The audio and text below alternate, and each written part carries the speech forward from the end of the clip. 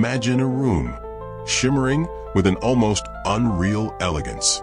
Crystal chandeliers wept light onto a sea of finely dressed guests, their laughter a melody mixed with a gentle clinking of champagne flutes.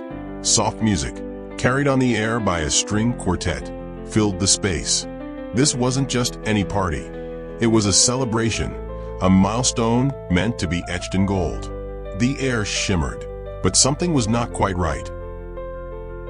At the head of it all sat Claire. Her smile, usually so radiant, felt forced, each corner of her mouth pulled up just a little too much. Her fingers, usually so graceful, clutched the stem of her wine glass as if it were a lifeline. Today was supposed to be her 36th birthday, a day for love and gratitude. But inside, a storm was brewing, a sense of unease that tugged at the edges of her composure. She knew the speech was coming. Then Marcus, her husband, rose. He moved with an effortless confidence that commanded attention, like a sun drawing all eyes to its brilliance. His tailored suit was immaculate, his smile wide, too wide, and his champagne flute reflected the candlelight with a cold fire. A spoon tapped against the glass, silencing the room in an instant. "Ladies and gentlemen," his voice boomed, "thank you for joining us to celebrate my incredible wife, Claire." Polite applause filled the room, but Claire's heart grew heavier, watching as the guests turned to her with smiles that did little to calm the growing unease in her chest. Claire looked toward Marcus, hoping for a glimpse of genuine affection in his eyes, but what she saw made her heart sink. It was a calculation. "This remarkable woman," Marcus continued, "has dedicated the last 12 years to something bigger than herself, my family's business." Claire froze. Thanks to her tireless work, her late nights, and unwavering commitment, she has turned our small company into a $65 million success. The room erupted in applause once more. Claire offered a weak smile, but Marcus's words began to feel like a trap. However, he went on, his voice taking on a colder tone. "We all know that no one can do everything forever. And as wonderful as Claire has been in building this company, I believe it's time for her to step aside and let someone more capable take over." The room fell silent, every gaze fixed on Claire. Her smile faltered, her mind unable to process the words. "What?" Her voice was barely a whisper. Marcus chuckled, raising his glass. "Come on, darling, don't act surprised. We've talked about this. It's time to pass the reins to someone else. You've done enough." The guests shifted uncomfortably, the atmosphere thick with an awkward tension. "Marcus," Claire began, her voice shaking, "we have never talked about this." His shrug was nonchalant. "Well, we are now. And what better time to make the announcement than on your birthday? A fresh start for everyone." A fresh start? The thought was almost laughable. "You can't be serious," Claire managed, her voice hollow. "I've spent a decade building that business, your family's business, into what it is today." Marcus leaned in, his voice a low and cruel whisper. "And it's my family's name on the building. Let's not forget where the real value lies."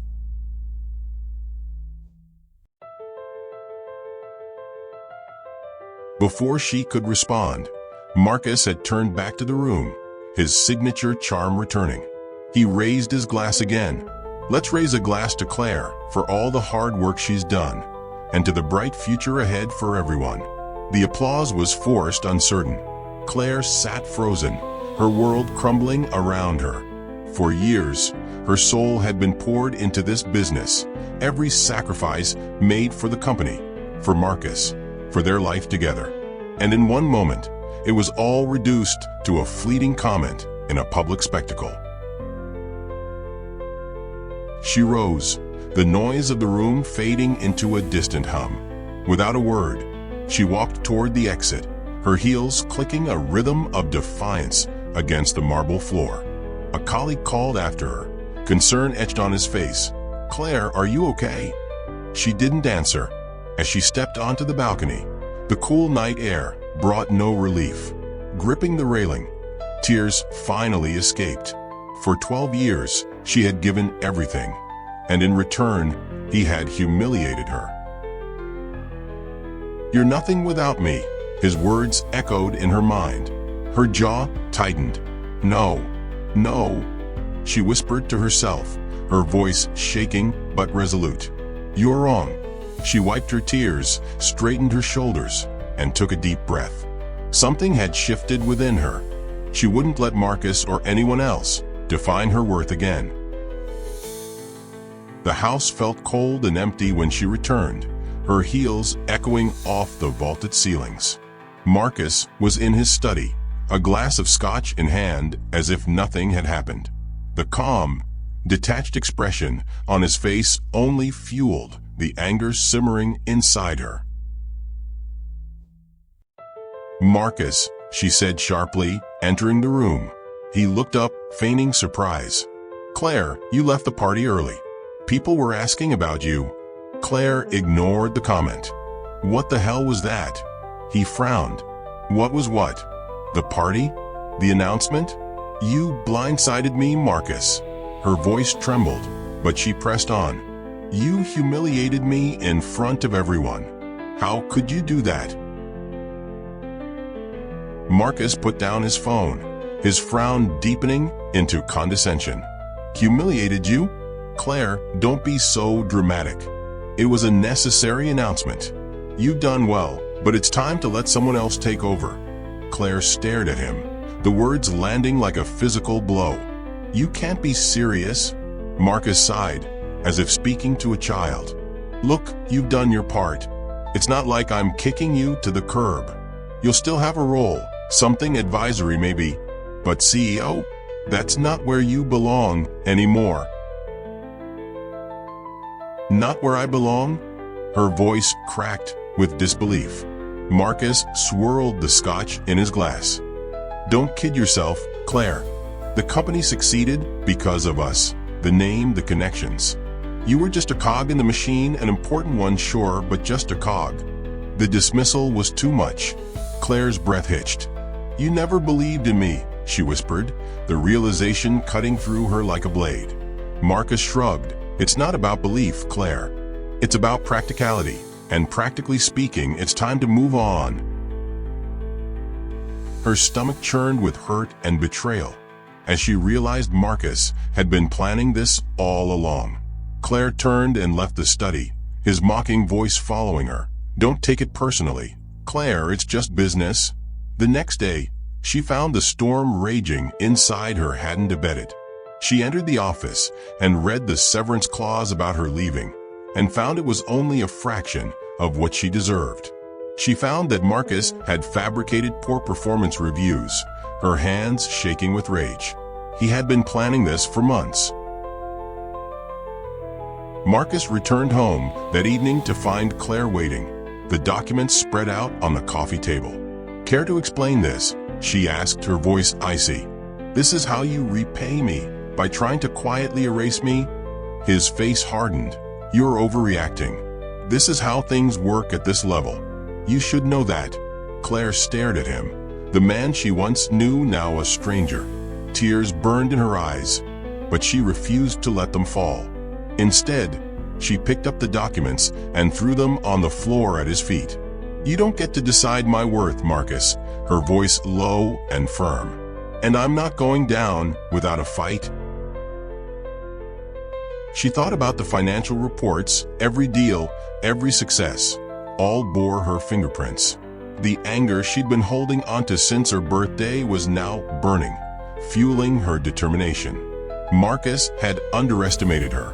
He thought she would walk away quietly. He was wrong. As the first light of dawn peeked through her windows, Claire picked up her phone and made a call. "Rachel," she said, "I need your help." By the time she finished speaking, Rachel's voice was firm and clear. "Meet me at my office. Bring everything you have." Later that day, Claire sat across from Rachel in a sleek downtown office, the sun reflecting off the polished surfaces. Rachel scanned the documents, her sharp eyes narrowing. "When did you find these?" Rachel asked. "Last night," Claire replied. "Marcus thinks because the company is in his name that he can do as he pleases." Rachel shook her head. "That doesn't matter as much as he thinks. If we can prove your contributions were critical to the company's success, which I'm certain we can, you have a case. A strong one." With Rachel's guidance, Claire began gathering evidence. She spent hours combing through old emails, financial reports, and contracts, meticulously piecing together the timeline of her contributions.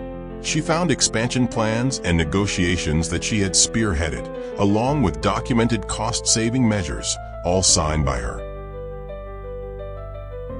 A week later, Claire and Rachel met again. Rachel smiled. "This is more than enough to make Marcus sweat. We're going to hit him where it hurts." Claire raised an eyebrow. "And where's that?" Rachel slid a draft of a legal letter across the table. "Here. We're going to send this through my firm.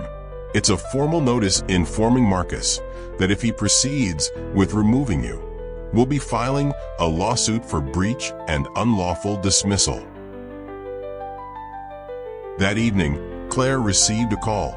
Marcus's voice was sharp, his usual confidence replaced by irritation. "Claire, what the hell is this? A lawsuit? You're seriously threatening me?" "It's not a threat, Marcus," Claire replied calmly. "It's a promise. You tried to erase me, to destroy everything I've built. Did you really think I'd just let that happen?" Marcus let out a bitter laugh. "This is my family's company, Claire. Do you have any idea?" But the evidence Claire had gathered was overwhelming, and Marcus's lawyers knew it. Whispers began circulating through the company, and employees who admired Claire's leadership began to rally around her, sharing their own stories of her contributions. It was clear Claire wasn't just part of the company's success. She was the success. As Claire prepared for the legal battle, a quiet sense of determination settled over her. This wasn't just about protecting her job, it was about protecting her worth, her identity. She wouldn't let Marcus take anything else away from her. The day of the board meeting arrived. On one side, Marcus sat smugly, surrounded by his high-priced legal team. On the other, Claire sat with Rachel, her posture straight and her eyes filled with fire. "Marcus," Claire said calmly, "this little stunt has gone far enough." Marcus's lead attorney began with a dismissive opening statement. Claire remained calm. When it was her turn to speak, she stood, her gaze unwavering. "Let me set the record straight," she began. "Claire Hamilton did not merely contribute to this company. She built it. And we have the evidence to prove it." She opened a binder and began to distribute documents. These are financial reports detailing the company's growth over the last 12 years. As you'll see, the exponential increase in profits coincided directly with my leadership and strategy. She turned to another page. "These cost-saving measures? I introduced them. They reduced operational expenses by 40%, allowing us to reinvest in new technologies." The smug look on Marcus' face began to falter as she laid out her evidence. Rachel began handing out emails from major clients praising Claire's leadership. "The truth is," Rachel declared, "the company wouldn't be where it is today without Claire. She was the one who saw the potential for growth when no one else did."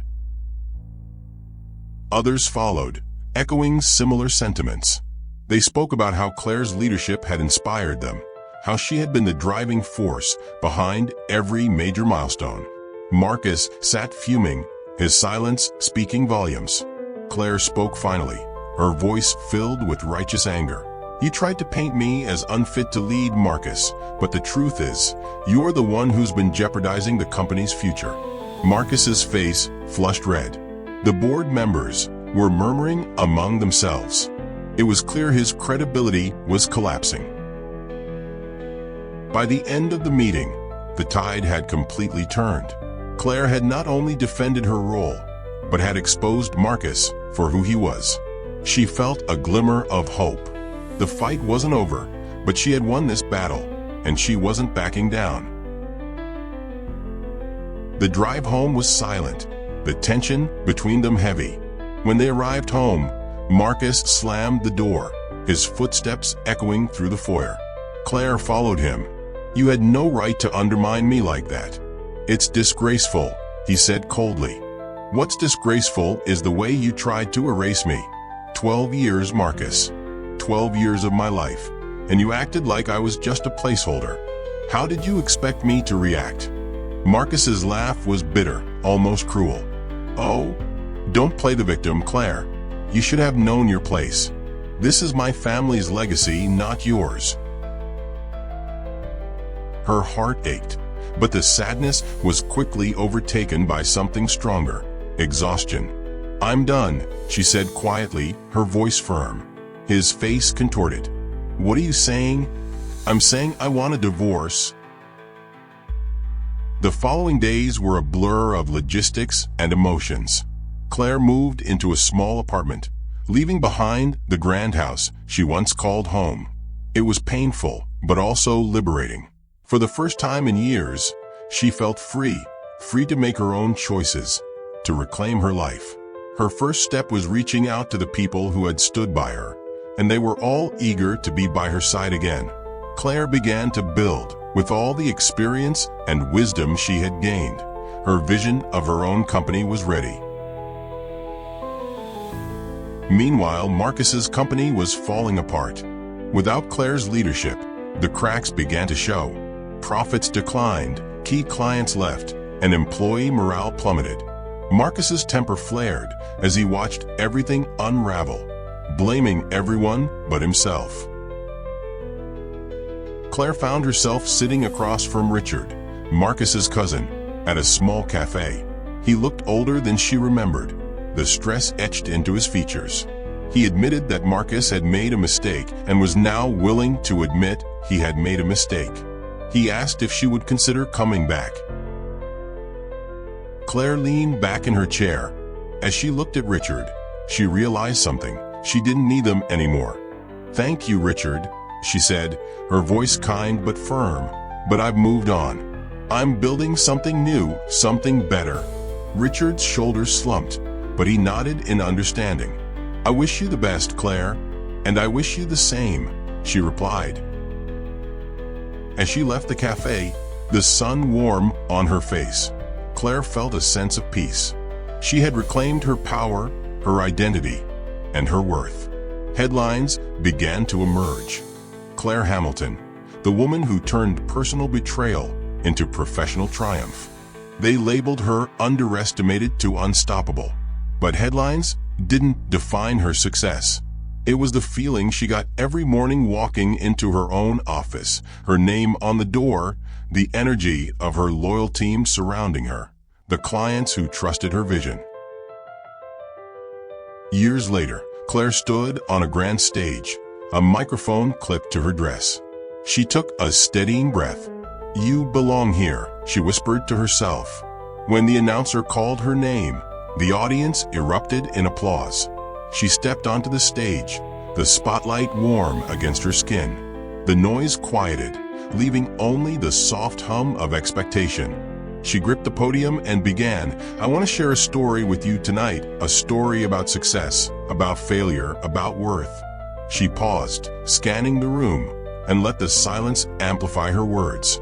It can be challenging to remember your own worth.